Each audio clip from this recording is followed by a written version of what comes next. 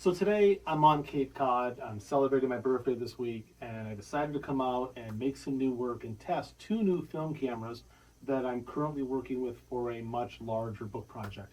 So in my vintage Belstaff bag, I'm carrying two cameras, a very hard to find Holga 135 pan.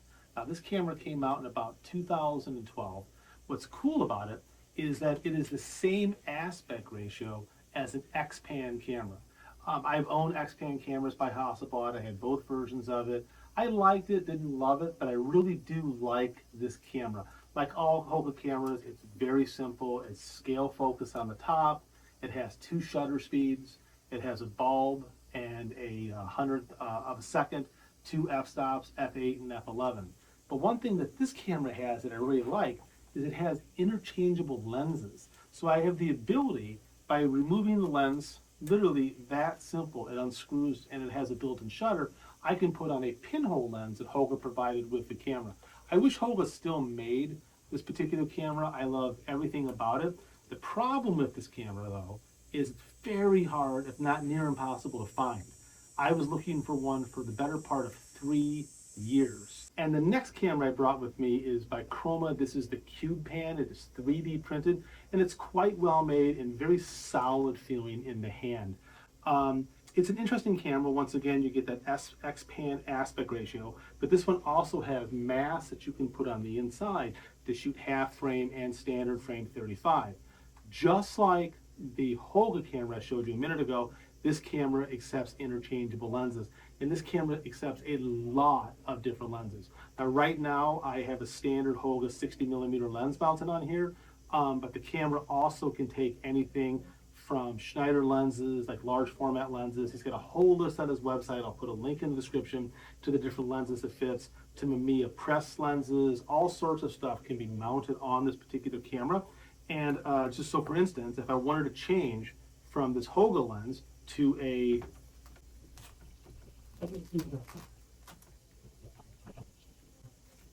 47mm Schneider lens, kind of a big difference between a Holga lens and a Schneider lens, all you literally do is make sure the dark slide is in, pull these tabs, and the lens pulls out. It's got like a little flange right here that fits into the camera, and then this locks down, pull out the dark slide. Now I'm shooting with a 47mm. He makes little tiny masks that look like this. Can you see that, Eve? This one says 47, and it fits into the front of the camera here to crop this viewfinder when you're looking through it. There is a ground glass that comes with the camera, and the ground glass was actually really invaluable because when you have a lens that uses a helical focusing mount like this 47 does, you have to calibrate that helical focusing mount using the ground glass on a tripod. So you can see on the top there's all those different black lines. Those are all different focus distances that I set up. Everything from infinity all the way down to just under 1 foot is possible with the helical focusing mount. The other nice part about the ground glass is that when you're looking through the camera, I put this camera on a tripod initially, and I'll do a full proper review of this camera later, but I put it on a tripod, and I would focus the image on the ground glass, and then I'd put my eye to the camera and figure out where my eye alignment needed to be with this viewfinder to match what I was seeing on the ground glass. And for me with glasses, it's something about like this.